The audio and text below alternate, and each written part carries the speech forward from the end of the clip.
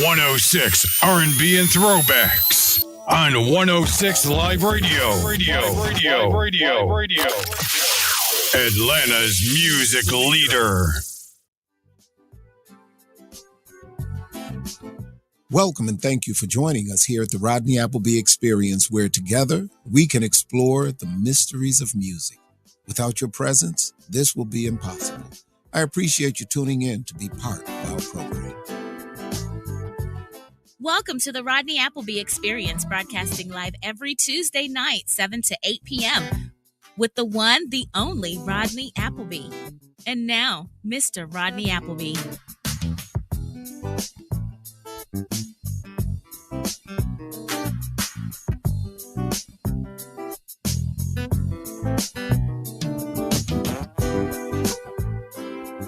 Welcome. Thank you for tuning in, everybody. I'm so glad you're here at the Rodney Appleby Experience here at 106 Live Radio, where diversity meets excitement 24/7. So glad you guys made it in. And I want to begin this week by encouraging anyone who might possibly be interested in being a sponsor or being a donor for the Rodney Appleby Experience. That would be greatly appreciated and would also help us to develop a little more content, bring in a few more guests, and provide you with a little more entertaining things. I have a few things that I'm trying to put together. I'm in the process of trying to develop what I'm going to call the Ray Cafe, which is the Rodney Appleby Experience Cafe. And it's going to be the portion of the show where I'm going to try to have live entertainment actually during the last segment of the show. So if you guys know of any companies, any businesses, anyone that's interested in advertisements or having drops on the radio show, please feel free to have them give us a call. They'll contact us online, and that would be something that I'd be very grateful for. Our last few shows, we've talked a little bit about the numbers in music, things that I like to call the math magics of music. And we've discussed some specific numbers and how they actually allow us certain kinds of musical freedom.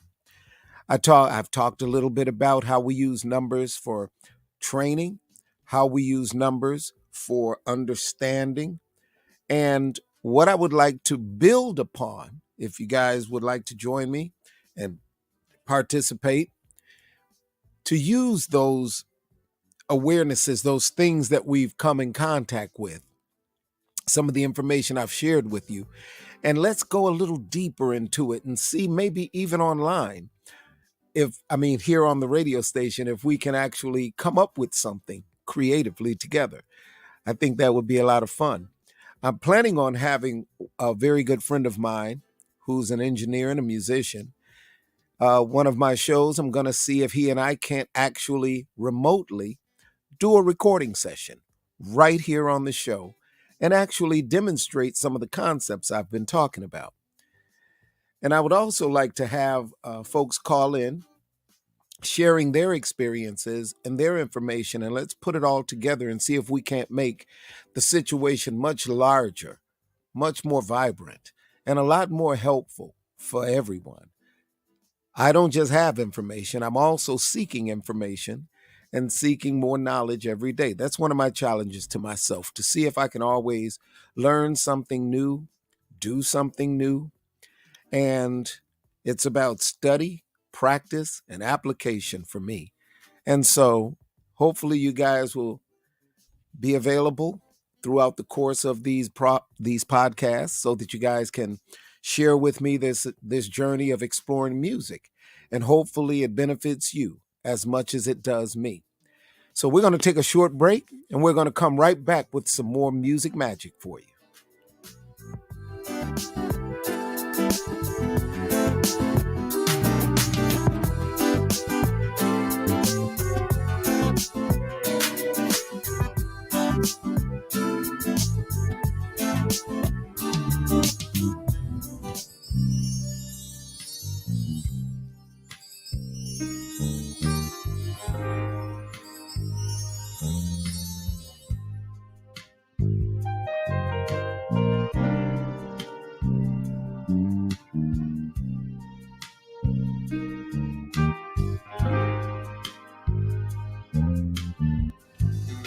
help find a way through this darkness to the light of day.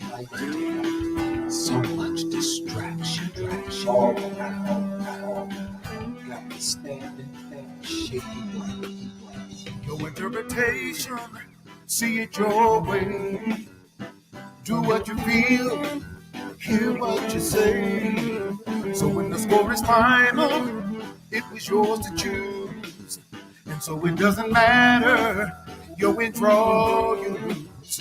Or if you're big enough, you're bad enough, you're strong enough, you're fast enough, you know enough, you know too much, you're really tough. When things get rough, help me find a way through this darkness to the light of day. So much distraction all around. It's got me standing on shaky ground. Yeah. From the mind of Rodney Appleby. Through demonstrations and concepts, you're invited inside my mind to experience rhythms and grooves that I believe will soothe your soul. Call us on air here at 404-464-8785. From the mind of Rodney Appleby. Broadcasting live from Atlanta every Tuesday, 7 to 8 p.m. Eastern Standard Time. Meet us right here on 106 R&B and Throwbacks, powered by 106liveradio.com. And now, here is your host, Mr. Rodney Appleby.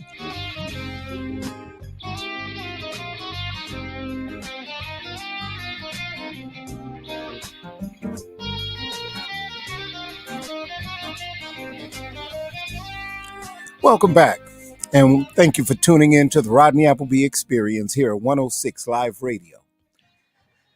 As I talked about earlier, we've had some time to talk about some of the math magics that I love to call the numbers of music, and we've talked about very specific numbers and how they actually unfold into much larger concepts.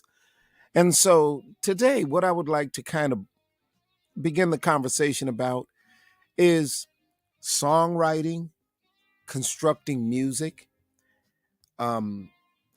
chord changes, just creative thoughts and ideas and musical decisions and things like that. I know that I've done a lot of work with many different people around the world. I've helped to put together music up in Toronto with quite a few projects and acts.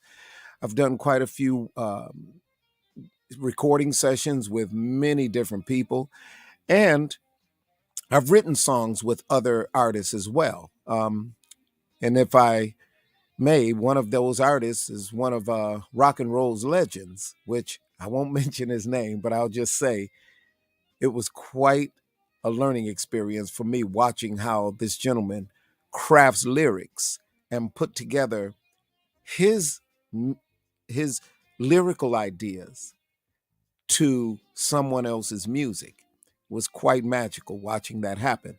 And so, in creating music, I think the first thing that happens is there's something that someone is trying to express, something that someone wants to convey, and want to convey that message or that thought or that feeling or that idea with music as the medium or the way of expression.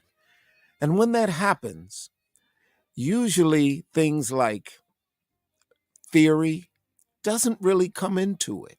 It's really about how the person feels and what it is they're hearing and how they need it to sound and whatever needs to happen in order for that sound, that feeling to be properly expressed.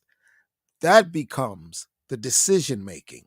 It's not whether something's right or whether it's wrong or whether it's good or whether it's bad. It's only if it actually helps express that thought, that feeling, or that idea.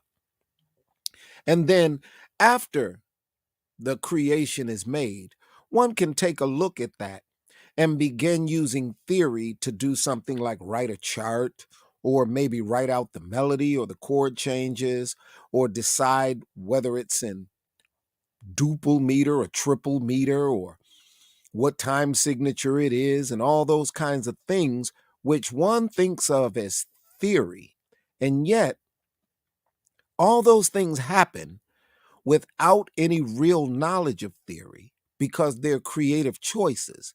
The theory, as I always like to say, is a tool for communication and for sharing musical ideas with others. I know that I used to speak what I call musician speak. And I remember telling a drummer friend of mine a particular thing that I wanted him to do. And since we didn't have manuscript and all that stuff and write it all down, all note for note and everything, I just basically sang it to him. I just basically said something like, and he actually understood immediately what I was saying, and he was able to execute it flawlessly. Now, in that communication, we were speaking as musicians to one another who had been with each other and understood how we expressed music. Sometimes when you're trying to communicate with musicians you don't know, that can be a little bit tricky. It can be a little bit difficult. And so theory becomes a good way to kind of have an agreed upon language, an agreed upon set of symbols and things that one can actually use to actually help create and come into agreement with one another. And so there's many ways to communicate, and theory is just one of them. And yet theory being kind of global and timeless, as it were, it's one of the ways that we tend to go to when we want to share information with one another. I remember back in Buffalo, New York, doing a program called the Composers Series for a literary center, believe it or not, which put together music composition with poetry writing. And we were able to actually blend those two things. And one of the beautiful things about that program, it was unheard of in common musicians' world to be paid to actually write your own music.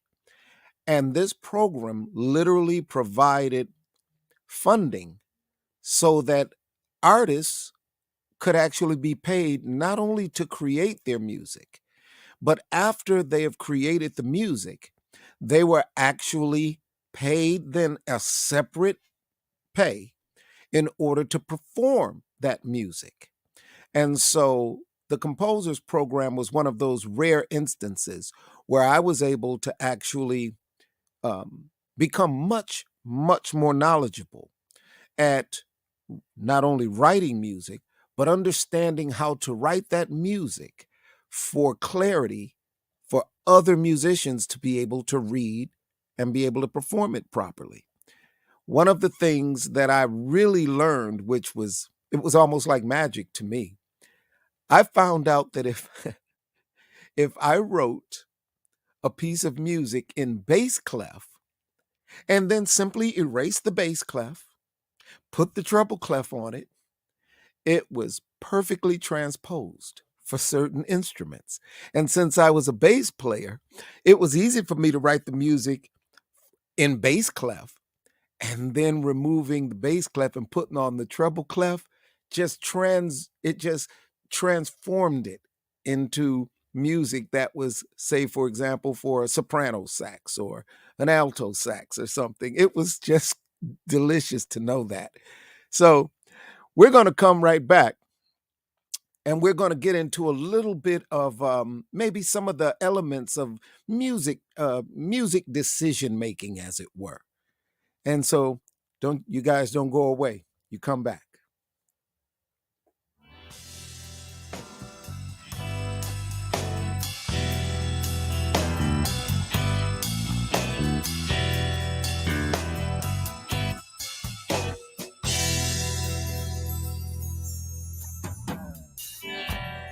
Time didn't start and it don't stop. It's got no bottom and got no top. It don't live inside no clock. Time is just like that. Time is like a race that has no end, no finish line, so you can't win. It's not your enemy or your friend. Time is just like that. Time don't hurt. All right, guys, before I go and grab an instrument, and I would love to encourage all of you to go and grab your instrument, whatever that may be, voice, woodwinds, brass, strings, keys, percussions, whatever it may be. Grab your favorite instrument and let's do a little bit of exploring through some of these concepts that I'm talking about. And oftentimes, people, when they're listening to music and the music is very well blended and put together really nice, it can be a little difficult sometimes to distinguish one instrument from another. And so if one is listening to a piece of music, usually my ear gravitates towards the bass, not only because I've played the bass, but because the bass seems to sit as the foundation of the chord changes and it can easily describe the key. So if one wants to get used to listening and following through the music changes, I always recommend listening for the low, warm notes that sit at the bottom of everything. It's usually the bass. It could be other instruments. Synthesizers often take that role sometimes. Sometimes the left hand of a piano player will play some of those notes. But we're listening for those lower tones that sit at the foundation of the music to give us a sense of, how could I put this? Give us a sense of groundedness. Because one of the roles of the bass, as I always say, is to create a bass line, that's for the bass player, that's going to identify the chord changes. It's going to help establish the time, and it's going to have an expressive quality that fits the expression of the song you're creating the bass line for. And so those kinds of things are often, how could I put this? They can be simple, but not necessarily easy. So simplicity is what we look for, but we're not looking for things to necessarily be easy. What we're looking for is them to work. And so whatever we have to do to get it to work, that's what we do. That's why the musical rules, unlike laws, which can be broken, rules in music just establish an anchoring point. And from that anchoring point, one can pretty much go wherever one wants to go. And there's a lot of terms and a lot of words that's used in order to describe what's happening. And I'll throw out a bunch of terms at you, like modal interchange, interpolated twos, modulations, transpositions. All these kinds of things are just words to say the musicians are choosing what they want to do and how they want to do it. And so when you guys come back, hopefully you'll have instrument in hand, and I'll be able to have an instrument in my hand. I'm going to grab my guitar right quick, and we're going to kind of go through a few little things and talk about some of those changes, where they come from, why they work the way they work, and maybe some decision making. So hope you guys come right back.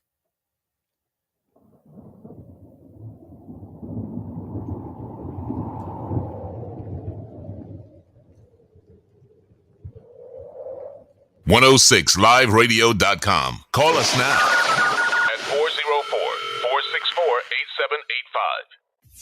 404-464-8785. We are broadcasting live from our Atlanta studio. 106liveradio.com. March is National Women's History Month. This month, spare a moment to celebrate women in your life or around you who have made phenomenal contributions to our society. To all the women out there blazing the trail, happy National Women's History Month. Get ready, get ready, get ready. The Epic Marriage Conference is back. And we're calling all couples, single men and women, to join us. March 24th through 26th in Grenada.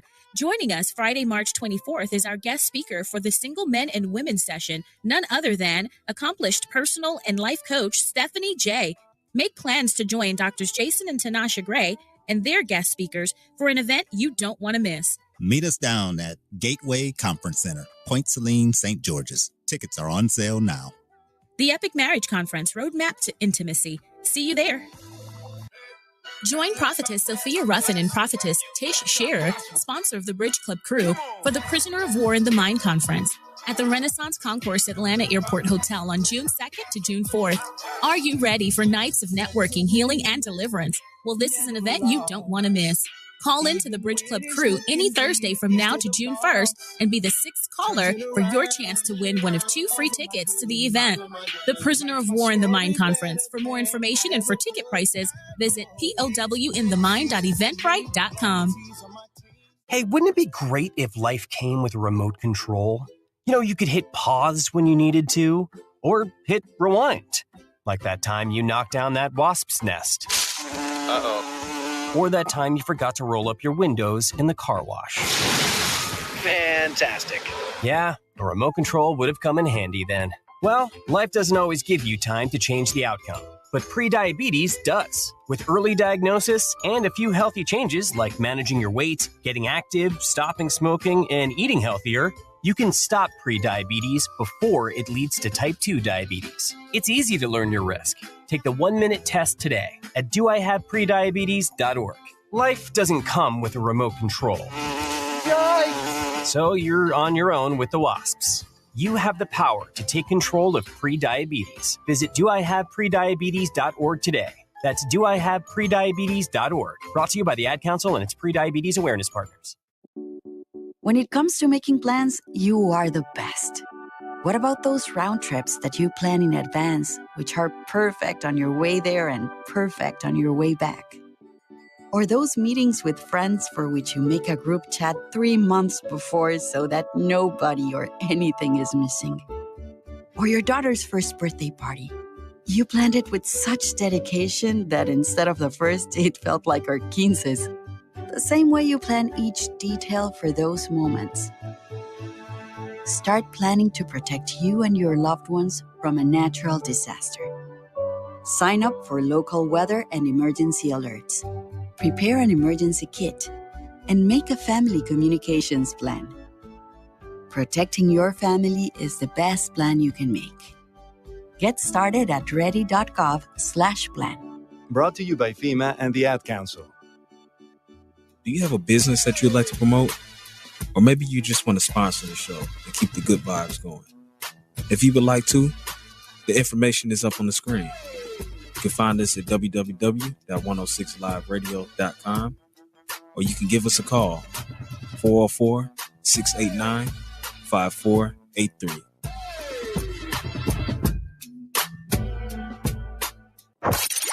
.106liveradio.com, Atlanta. Looking to get away, relax your mind, or take a short trip to your favorite destination? Then book your next trip with Love Travels. With Love Travels, your next trip or vacation will be an enjoyable one. No trip is too large or too small. Love Travels specializes in wine tours, land vacations, and cruises. Since the COVID-19 pandemic, not many people could book a vacation, but at Love Travels, you can now book your next vacation or trip with us. Contact Tilda Love for a consultation and booking information at 404-981-7457 or email at lovetravels590@gmail.com. At Love Travels, we love vacations. Like us on Facebook, follow us on Twitter, and be sure to tell everyone else. Ladies and gentlemen. About 106liveradio.com. Welcome to the Rodney Appleby Experience, where we see life through the flavors and sounds of music. Make it your purpose to tune in and join us as we set out to explore the mysteries and magic of music. From the mind of Rodney Appleby, demonstrations, concepts with rhythms and grooves that will soothe your soul. While you're here, call in and be a part of our Let's Talk About It segment as we sit and talk with professionals and beginners alike. And now, here's your host, Mr. Rodney Appleby.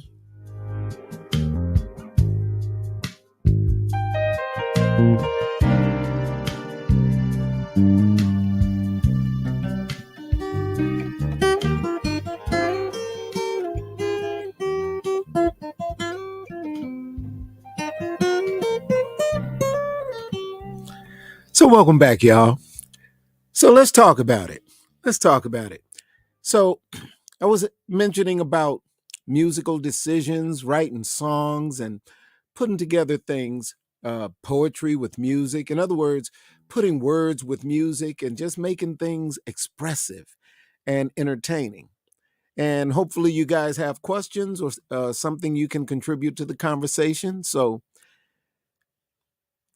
we have a caller on the line, and so let's take our first call. Hello. Hello. Hi. Hi. How you doing? I'm doing great. How are you? I'm doing fine, thank you. Thank you for calling in to the Rodney Appleby Experience. I appreciate your participation. And what do you have for us this evening? Well, you were talking about poetry and music, and there's a composer series that I started in Buffalo, New York. Yes. And the purpose of it, well, there were several, but one was to give listening audience to a lot of the local talent in music at the time. I was running a literary arts center, working almost exclusively with writers, and it occurred to me, well, let's put them together. Let's see what happens. And it had a really profound effect on the composers, bigger than I even knew. Found out years later, a lot of the original compositions that they did, they continued to perform in other venues for years. Well, I'll tell you something. I was part of that series, and thank you for your hard work, and thank you for your consideration of what I will call talented but unknown artists. Yes. And one of the profound effects it had on many of the artists, including myself, that I actually work with, was it brought in an air of responsibility. Mm-hmm. It began, it kind of set itself up as not just a way to be heard or a way to make money, but kind of a responsibility in order to make sure that the music was actually well done and that we were prepared for a quality performance when it was time for that performance to happen. So it brought a lot of responsibility to artists who in some cases may not have been all that interested in rehearsing because what am I rehearsing for? Well, all of a sudden they're being paid to actually get this work done. So that really did wake some people up. And I can remember being the director of the program, and thank you for that as well, where there were many artists who they just weren't ready.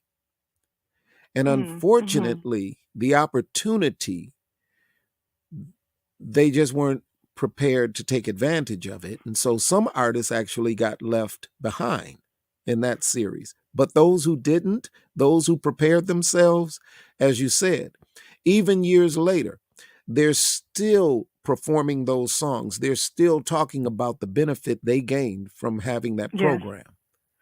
I remember because we paid for rehearsals as well as the performances just to encourage people to show up. And I remember there was this one guy who missed the first rehearsal, and then when he showed up and you said, no, you're out, you missed that rehearsal. And he said, well, give me a chance. you said you had your chance and you blew it. Well, I mean, think about it.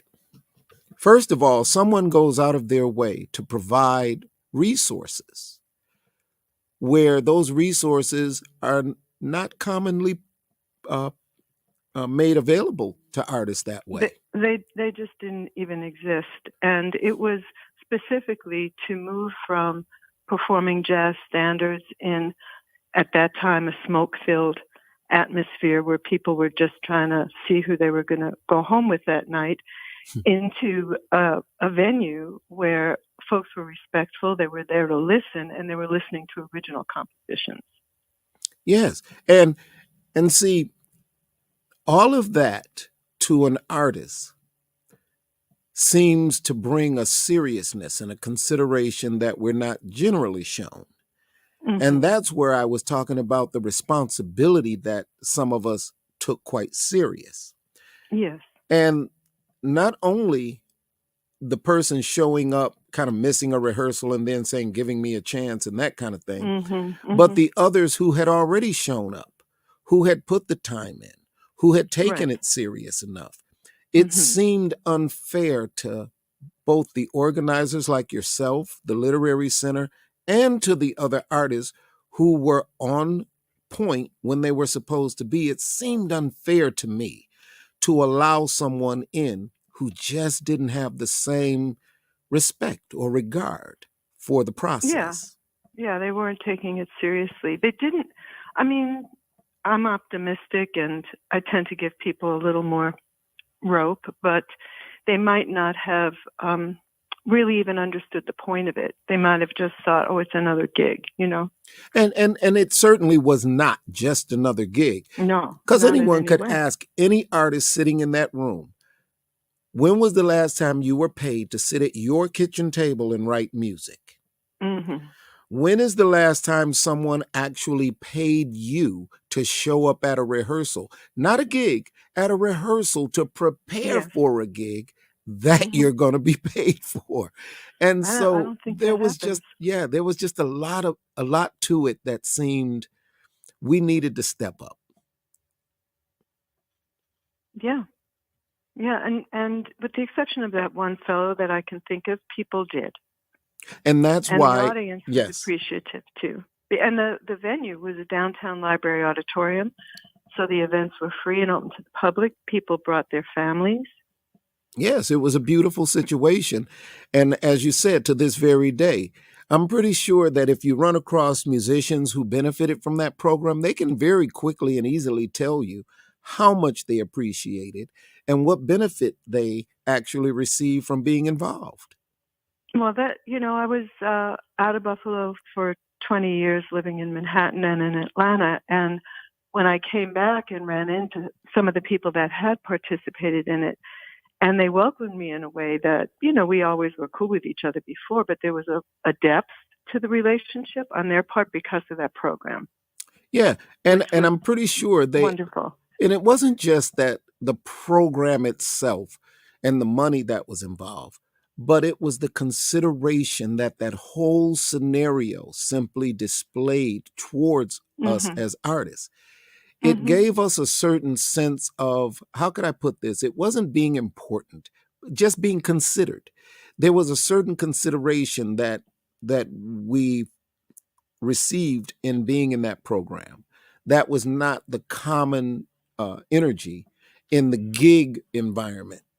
And lots of times I can tell you, you do as best you can, and sometimes you're still asked to, well, can you give me a break? Can you take less money? Can you play longer for the same money? And it's a lack of consideration for what it means to be an artist in some cases. Truth be told, in the origin of that program, because before that I was working exclusively with writers. Yes. And but I would go out all the time to listen to music because I love live music and I love live jazz in particular. And I noticed a pattern where some Black artists would be playing. If music caught on at that club, they would be let go and the club owner would hire a white band. And I'll just not say what I usually say about how I felt about that, but just to say it annoyed me extremely. And it felt completely unfair because this is an African American art form. And how are you neglecting to support the people that are the generators and the originators of this music? And that was the primary reason why I started the series, and it became interdisciplinary because I wasn't running a music organization. I had to tie it in with poetry, and there's a great history of poetry and jazz. Amiri Baraka worked with jazz musicians all the time, people like David Murray. Jane Cortez had her group, the Fire Spitters, which included Donardo Coleman, her son by Ornette. Yes. So, it wasn't invented out of thin air. It was particular to the Buffalo community of musicians. And concerning poetry and music, we can go back to like the last poets who would use African rhythms, Caribbean rhythms, Latin rhythms, and those rhythms, they would recite their poetry to these rhythms, and each choice of what rhythm was going to back up the poem was based on what the poem's message and what they were trying to convey, and I found it to be very interesting. And interplay. Yeah. And what I also learned in listening to groups like that and watching poetry and music kind of bounce off of each other, I began to recognize rhythm in words alone. Words themselves, and each syllable and each consonant at the end of a word, or all those things, I began to hear the rhythm in them. Yeah, like for example, I was thinking to myself about teaching some young kids rhythms, and I would use quarter notes, eighth notes, triplets, and 16th notes. And we would just arrange them in any kind of way we want to, and then we just read them forward and backwards. And as I was doing one of my scripts for this program, I looked at the Rodney Appleby experience and realized that was a quarter note, two eighth notes, triplets, and the 16th notes right there in the name of the podcast.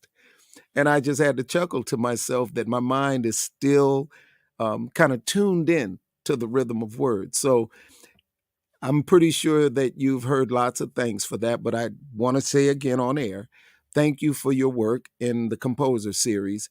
It was extremely, extremely helpful. And we certainly appreciate it to this very day. Well, thank you for calling. Keep up the good work. You're welcome. Thank you. Bye-bye. Bye-bye. Yeah, that series actually lasted for quite a few years and is responsible for the creation of quite a bit of music, which maybe I'll get a chance to share some with you as the podcast goes on week after week. So that should be very interesting. In fact, I have a recording from a live show that I did with a group I used to be with, a trio. And some of the music that we composed during that series, we did during that live performance. And hopefully I'll be able to get it in a format where I can share it with you live. So, though I'm sitting here with my instrument, I can tell you, not going to have a lot of time to get to what I was hoping to get to. It's funny how time flies when you're just having a good time. And the thing about composing, though, again, I say it's not about music theory. It's not about how well you understand music or even whether you're a performer or not. The real secret to writing music is being free and expressive. And with that freedom and that expression, music structure and music rules and music boundaries will help shape it like a glass or a container can help shape water. So one's creative expression should be as free and fluid as water. And as you pour it into any particular container, it will take on that shape. And once that shape is realized, it's the container or the choices that was made. The water still remains fluid. And so one of the things that I like to talk about is the bass, because the bass is like an anchor. And if anyone knows like how music works, you can often tell a song by its bass line. For example, even though I'm playing guitar, I'm pretty sure most of you can tell me what this is.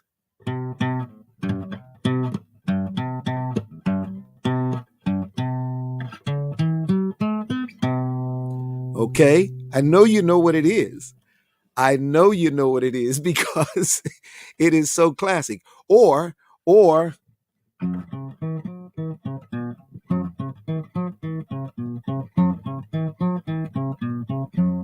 and even though I'm playing guitar and the notes aren't as low as they would be on the bass, still the line itself can introduce to you and tell you what that song is.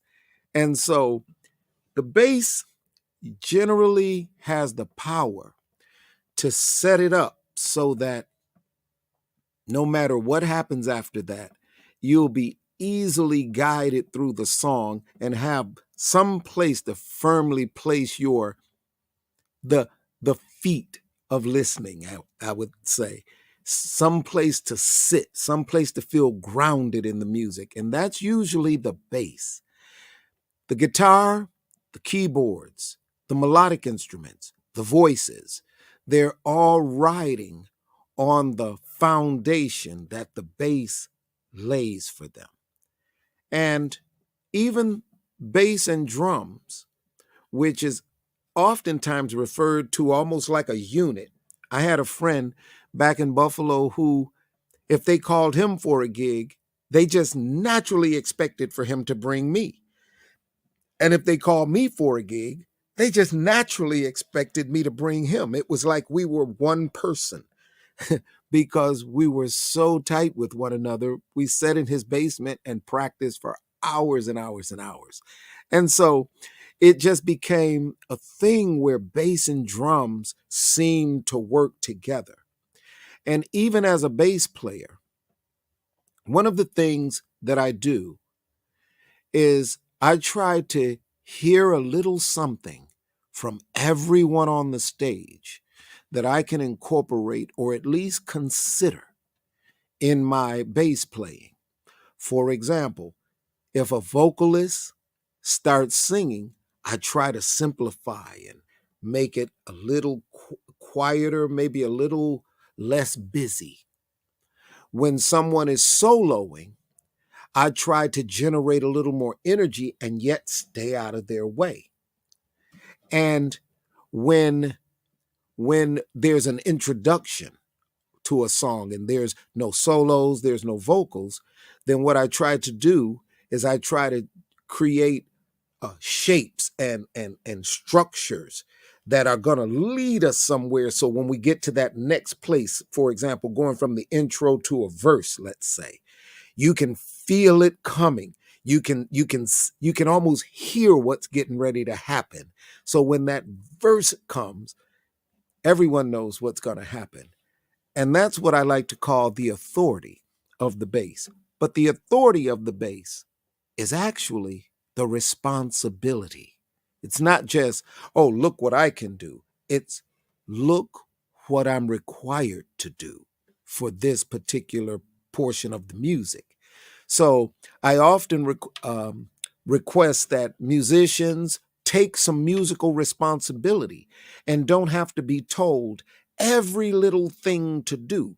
Take some responsibility, make some decisions, listen, be aware of what's going on, and then contribute to that in the most supportive way possible. That's not always as easy as it sounds. But as one develops one's musicality, one's basic technical skills, and one's understanding, it becomes, I'm going to keep saying the word simpler without becoming easier. And so we're going to take just a brief pause. We're going to come back, and I'm just going to share a few little things on the guitar with you about musical choices. Maybe why something would be played the way it would be played. And I'll try to use some familiar changes that you may be familiar with. So y'all don't go away. Come back and join us. Thank you.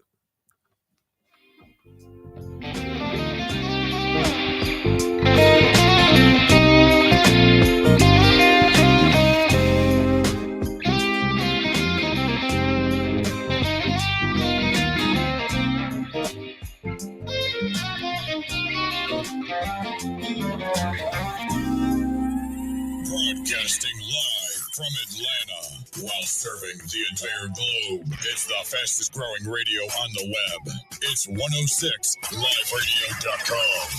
This is Willie from the Male Perspective on 106liveradio.com, where excitement meets diversity 24/7. The Male Perspective is a show where men talk about things that men talk about, getting to the real meat and heart of the matter from the male perspective. No holds barred. The truth on 106liveradio.com. Also tune in to YouTube to watch us live. Call in 404-464-8785 and voice your opinion and be heard live from the Male Perspective. Are you satisfied with the quality of your marriage? Do you desire to soar on a higher dimension with your mate? If so, why not start today? Treat every day as a Valentine's Day in your relationship. Weekly, on the Epic Marriage Celebration, we endeavor to assist you as you pursue a fulfilling marriage. As pioneers, Jason and Tanasha Gray, along with other couples, have discovered some key elements to thriving in their marriage. Togetherness is one of the foundational ingredients that leads to a healthy, intimate connection. Togetherness is not just being in the same place at the same time. Real quality time is often nurturing to the soul. It includes focused attention on each other and quality communion. Join Jason and Tanasha every Wednesday at 10 to 2 p.m. on 106inspiration.com, powered by 106liveradio.com.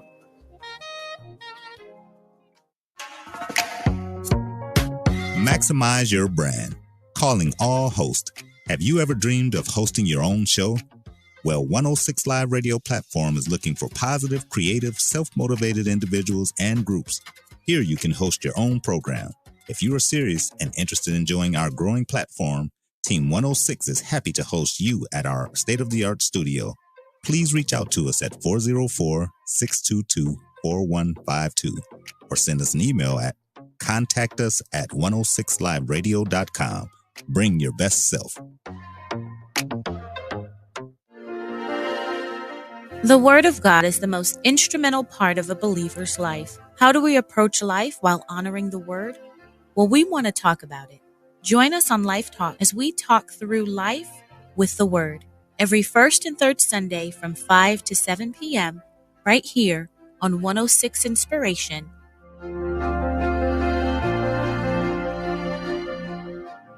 Are you thinking of changing your marketing strategy? 106 Live Radio is the solution you need to promote your goods and services. We are offering special advertising rates on our fast-growing radio network.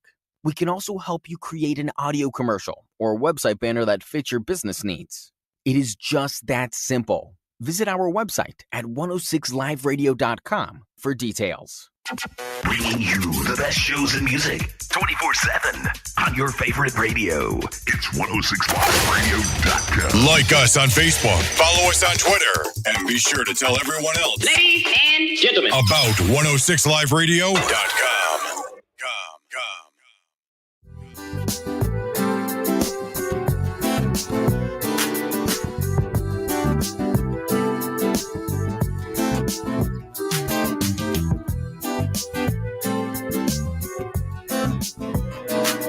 Welcome back, everybody.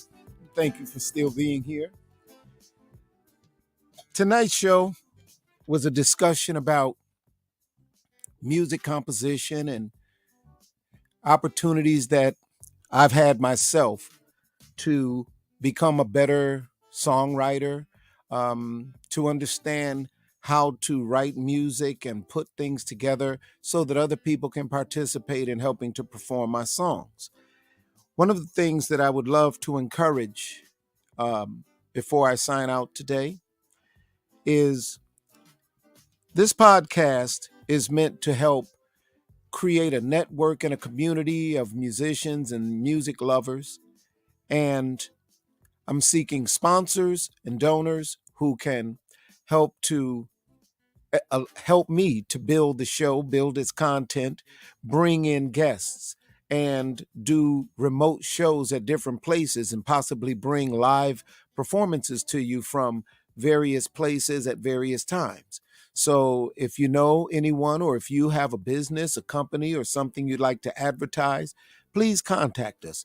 We'd love to be able to provide you with some advertisement at very, very reasonable rates, unlike many you may have heard before. And so the podcast is really meant to be a benefit to those of us who are involved in music and who enjoy actually sharing our gifts and talents with others. In some of the previous shows, I talked about how music, even just listening to music, can help to have positive effects on mood, health, memory, mind, and relationships. I know that many times when people are getting together for celebrations and things, music is a very, very, very big part of that. So if you have celebrations, feel free to call in with some donations and let us broadcast your celebrations, and even let us provide the music for your celebrations and your get-togethers. So if you guys actually enjoy the content, I've certainly enjoyed having the conversations, and I certainly enjoy sharing the little bit of knowledge that I have with all you guys. The biggest thing for me is the communication, the networking, the sharing, the building with one another, and getting from one place to the next, being able to share our experiences, being able to provide some clarity or shed some light, or even create some opportunities for one another. And so you guys feel free to tune in each week. Any donations, no matter how large or small, are always welcome. And we would love to have you as a sponsor and to give you our golden treatment. So please feel free to contact us here at 106 Live Radio, and let's talk about it. So before I close out, I'm just going to say again, in some of the upcoming shows, what I'm hoping to be able to do, I'm hoping to be able to have some guests on that have been in the industry for quite some time and will have lots of valuable information to share and some experiences that we all may be able to learn from. One of the things that I know for myself that I've always appreciated is when I was a younger musician coming up, I used to ask questions of some of the more experienced and busier musicians. I remember one gentleman in particular, very, very sweet spirit, incredible piano player by the name of Al Tenney. Al Tenney was one of the musicians in New York City back in the 40s when they were doing the after hours and the speakeasies. And he had a jam session at Monroe's House of Jazz and a few other little underground places in New York. And a lot of people that he worked with, Charlie Parker and a lot of the jazz greats, I mean, more people than I can even remember, as he was sharing his story. He's so humble. And he just treated it like, oh, yeah, we were just having fun. Yet they were making history. So we all have an opportunity to make history, even though we're just having fun. So one can always say it looks one way when it's actually happening. But later, after someone else gets to talk about it, it actually turns out to be something that's rather valuable and rich. History can be made, and we can make it right here at the Rodney Appleby Experience with you guys' continued support and participation. And we appreciate you tuning in every week. So thank you once again, and I hope to see you again soon.